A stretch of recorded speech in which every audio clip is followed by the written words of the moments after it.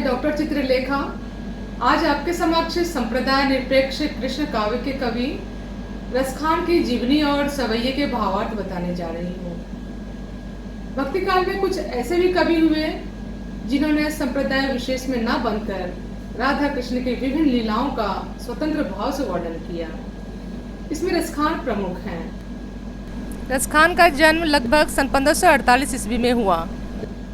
उनका मूल नाम सैयद इब्राहिम था और वे दिल्ली के आसपास के रहने वाले थे। कृष्ण भक्ति ने उन्हें ऐसा मुग्ध कर दिया कि मुसलमान होते हुए भी गोस्वामी विठलनाथ, जो पुष्टि मार्ग के प्रवर्तक थे, से दीक्षा ली और ब्रजभूमि में जा बसे, अर्थात कृष्ण की भूमि में जा बसे। सन 1628 के लगभग में उनकी मृत्यु हो गई। पुनः सुने, जन्म लगभग सन 1548 और मृत्यु लगभग 1628 के आसपास। सुजान रसखान और प्रेम वाटिका उनकी उपलब्ध कृतियां हैं। रसखान रचनावली के नाम से उनकी रचनाओं का संग्रह मिलता है। प्रमुख कृष्ण भक्त कवि रसखान की अनुरक्ति न केवल कृष्ण के प्रति प्रकट हुई, बल्कि कृष्ण भूमि के प्रति भी उनका अनन्य अनुराग व्यक्त हुआ। उनके काव्य कृष्ण की रूप माधुरी, ब्रज महिमा, राधा कृष्ण की तन्मयता, भाव विह्वलता और आसक्ति के उल्लास के लिए जितने प्रसिद्ध हैं, उतने ही अपनी भाषा की मार्मिकता, शब्द चयन तथा व्यंजक शैली के लिए भी उनके यहाँ ब्रजभाषा का अत्यंत सरस और मनोरम प्रयोग मिलता है। इसमें जरा भी शब्द आडंबर नहीं है। मानुष हों तो वही रसखाने, बसों ब्रज गोकुल गांव के ग्वारन, जो पशु हों तो कहाँ बस पेरो, चरो नित नंद की धेनु मंझारन। पाहन हों तो वही गिरी को, जो क्यों हरि छत्र पुरंदर धारन। जो खग हों तो पसेरो करो, मिली कालिंदी कूल कदम की डारन। कठिन शब्दों के अर्थ बता दूं। मानुष अर्थात मनुष्य, पशु जानवर, मंझारन बीच में, पाहन पत्थर, गिरी पर्वत, पुरंदर इंद्र, खग पक्षी, कालिंदी यमुना, कूल किनारा, डारन डाल। अब मैं भावार्थ बता दूं। इन पंक्तियों के माध्यम से कवि रसखान ने अपने इष्ट देव श्री कृष्ण की जन्मभूमि ब्रजभूमि के प्रति प्रेम प्रकट किया है।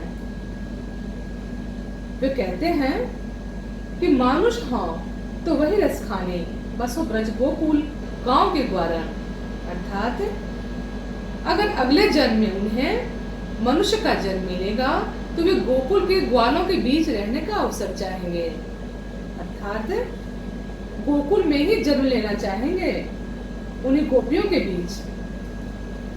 जो पशु हों तो कहाँ बस मेरो, चरो नित नंद की धेनु मंझारन, अर्थात अगर पशु के रूप में जन्म मिलता है तो वे दूसरे के वश में होंगे, परंतु फिर भी प्रत्येक दिन नंद की गायों के बीच रहकर चरना चाहेंगे, अर्थात कृष्ण के पिता नंद की जो गाय थी जिसे कृष्ण चराया करते थे, उन्हीं गायों के बीच रह करके चरना पसंद करेंगे। पाहन हों तो वही गिरी को, जो क्यों हरि छत्र पुरंदर धारण, अर्थात अगर पत्थर बनना पड़े, अर्थात पत्थर में जन्म हो, पत्थर बनना पड़े, तो वो उस गोवर्धन पर्वत का पत्थर बनना चाहते हैं, जिसे श्री कृष्ण ने अपनी कनिष्ठा अर्थात कानी अंगुली अर्थात लिटिल फिंगर पर उठाकर पूरे वज्र गांव को इंद्र के कहर से बचाया था। इंद्र से कैसा कहर आया था गोकुल पर, यह आप लोगों को पता है। आपने बहुत सारी तस्वीर देखी होंगी, जिस तस्वीर में श्री कृष्ण भगवान अपनी कानी उंगली पर गोवर्धन पर्वत को उठाए हुए हैं। कृष्ण गोकुल में पूजे जाने लगे थे, तो इससे ये इंद्र क्रोधित हुए और उन्होंने तेज बारिश लगातार, कहा जाता है ना कि इंद्र बरसात करवाते हैं, बारिश करवाते हैं, तो वो लगातार कई दिनों तक वो तेज बारिश होने लगी, तो पूरा हाहाकार मच गया गोकुल में। लोग पूरे पानी से गोकुल डूबने लगा, तो गोवर्धन पर्वत को श्री कृष्ण भगवान ने अपनी कानी उंगली पर उठा लिया और उसी के नीचे, उसी की छत्र छाया में आकर के सभी सुरक्षित रहे।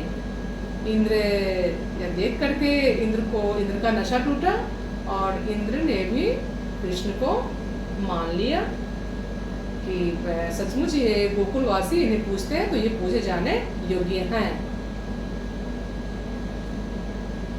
पाहन हो तो वही गिरी को जो क्यों हटछट पुरंदर धारण। इसलिए कबीरस खान कहते हैं कि अगर पत्थर बना अगले जन्म में तो श्री कृष्ण ने अपनी कनिष्ठा उंगली पर उठाकर जो पूरे ब्रजगांव को इंद्र के कहर से बचाया था, उस पत्थर में ही मेरा जन्म हो, उसी पर्वत के पत्थर में के रूप में मैं अगले जन्म में हूँ। जब खग हों तो बसेरो करो, मिली कालिंदी कूल कदम की डारण। कहते हैं कि अगर पक्षी बने खग, जब खग हों तो अगर पक्षी बने तो वे यमुना किनारे कदम की डाल पर बसेरा चाहेंगे। जिस कदम के पेड़ पर श्री कृष्ण बैठकर बांसुरी बजाया करते थे। जो खग हो तो बसेरो करो, मिली कालिंदी कूल कदम की डारो। या लकुटी अरु कामड़िया पर राजती हूँ पुरको तजी डारो। आठों सिद्धि नवनिधि के सुख, नंद की गाय चराई बिसारो। रसखान कवो इन आखिन सौ, ब्रज के बन बाग तड़ाग निहारो। कोटि के कल धौत के धाम, करिल के कुंजन ऊपर वारो। इस सवैया में भी कृष्ण और कृष्ण भूमि के प्रति कवि का अनन्य समर्पण भाव व्यक्त हुआ है। इन शब्दों के अर्थ बता दूं। लकुटी लाठी, अरु और कामड़िया कंबल। आठों सिद्धि नवनिधि के सुख। आठों सिद्धि क्या है? आठों सिद्धि अर्थात ये 8 अलौकिक शक्तियां हैं। अनिमा, महिमा, गरिमा, लघिमा, प्राप्ति, प्रकाम्य, ईशुत्व और वशित्व। ये 8 अलौकिक शक्तियां, यही 8 सिद्धियां कहलाती हैं। नवनिधि, नवनिधि, नवनिधि कौन है? क्या है? पदम, महापदम, शंख, मकर, कच्छप, मुकुंद, कुंद, नील और खड़व। ये कुबेर की 9 निधियां कहलाती हैं। धन कुबेर की 9 निधियां। तड़ाग, तड़ाग का अर्थ होता है तालाब। कोटि, करोड़। कल धौत के धाम अर्थात कल धौत के धाम अर्थात सोने चांदी का महल। करेल के कुंजन, कांटेदार झाड़ी। अब मैं भावार्थ बता दूं। या लकुटी अरु कामड़िया पर राजती हूँ पुरको तजी डारो। कबीर खान कहते हैं वे गाय चराने के लिए वन जाते हुए कृष्ण के हाथ में जो लाठी और कंधे पर कंबल है, उसे पाने के लिए तीनों लोगों के सुख को भी त्याग सकते हैं। या लकुटी अरु कामड़िया पर राजती हूँ पुर को तजी डारो। अर्थात वे कहते हैं कि कृष्ण जो गाय चराने के लिए वो जो वन जाते थे, तो जो उनके हाथ में लाठी होती थी और कंबल होता था, अगर वो इन्हें मिल जाए तो तीनों लोग के सुख को त्याग सकते हैं। आठों सिद्धि नवनिधि के सुख, नंद की गाय चराई बिसारो। अर्थात वे नंद की गाय चराने के सुख के आगे 8 सिद्धियों और नवनिधियों के सुख को भुला सकते हैं।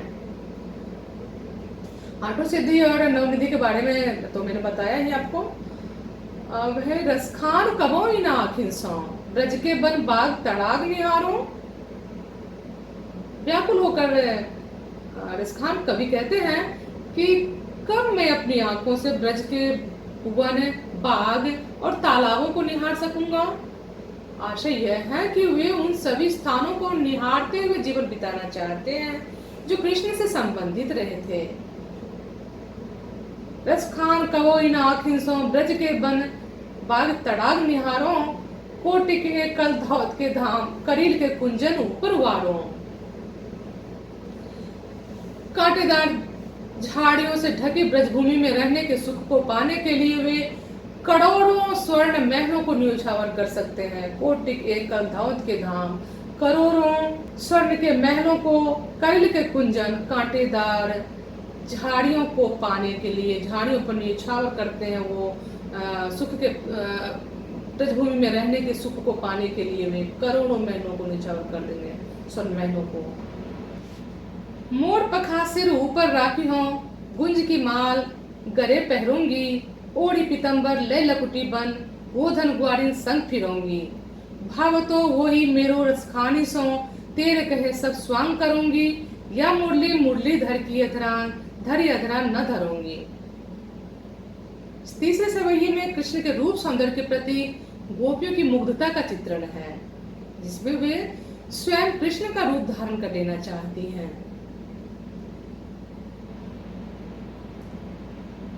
मोर पखा सिर ऊपर राखी हो, गुंज की माल गरे पहरूंगी।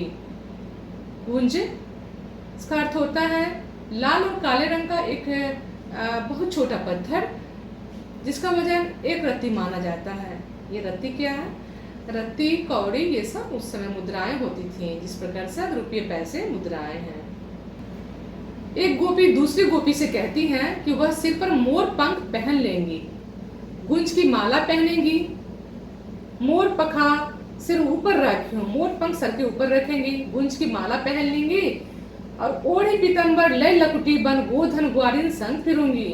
ओढ़ी पीतम्बर, पीतम्बर का अर्थ पीला, लय लकुटी, लकुटी अर्थात लाठी, बन गोधन ग्वारिन संग फिरूंगी। पीले वस्त्र धारण कर हाथ में लाठी और कंबल लेकर ग्वालों के संग गाय चराने जाया करेंगी। रसखान कहते हैं कि गोपी कहती है कि जितना तुम्हें कृष्ण अच्छे लगते हैं उतने ही मुझे भी प्रिय हैं, इसलिए तेरे कहने पर वह स्वांग रचूंगी। भाव तो वही मेरो रस खाने सो, तेरे कहे सब स्वांग करूंगी, या मुरली मुरली धर की अधरान, धरी अधरान ना धरूंगी। भाव तो वही मेरो, मुझे भी वही भाता है, भाना अच्छा लगना, वही वही वही मेरो रस खाने सो, तेरे कहे सब स्वांग करूंगी। स्थान कहते हैं कि गोपी कहती है कि जितना तुम्हें कृष्ण अच्छे लगते हैं उतने ही मुझे भी प्रिय हैं, इसलिए तेरे कहने पर वह स्वांग अर्थात नाटक मैं रचूंगी।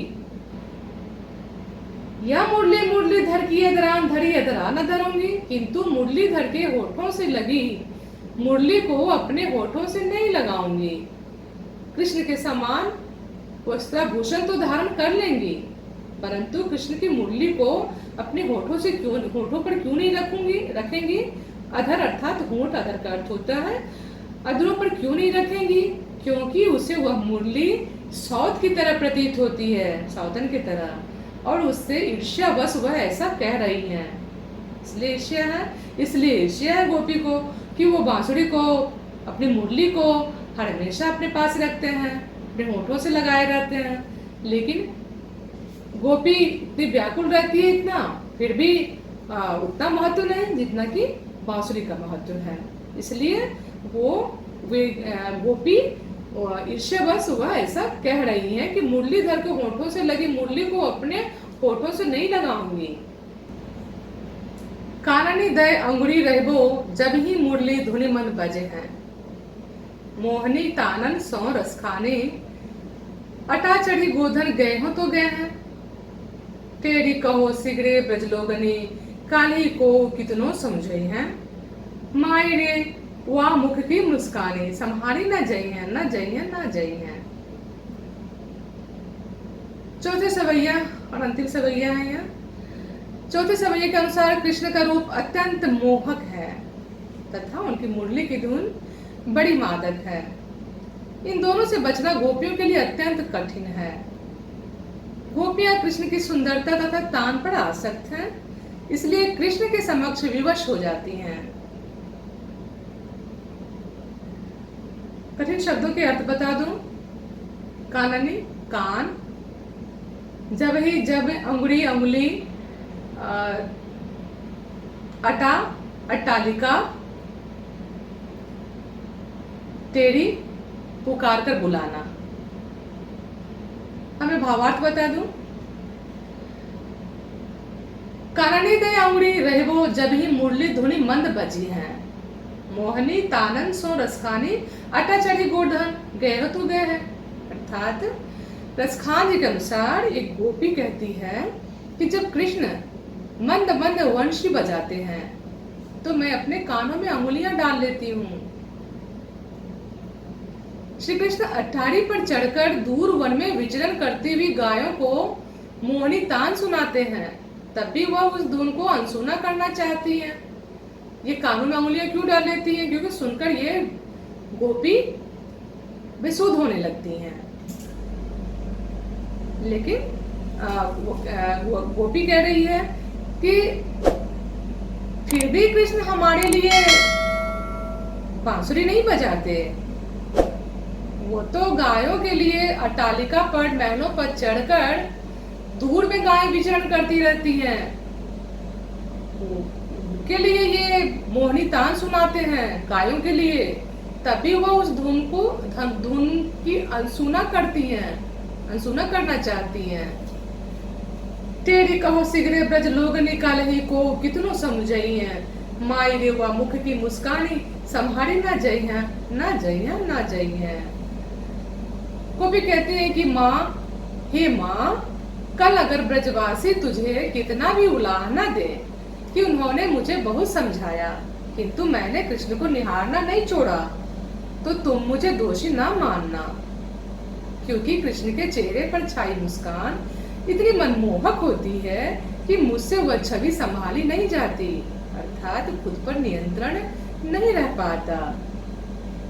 तेरी कहो सिगरे ब्रज लोगनी कल ही को कितनो समझायो, माई रे वह मुख की मुस्कानी संभाली न जई है, ना जई है, ना जई है। ये सवैया ये एक वर्णिक छंद है जिसमें 22 से 26 वर्ण होते हैं। ये ब्रज भाषा का प्रचलित छंद रहा है। धन्यवाद।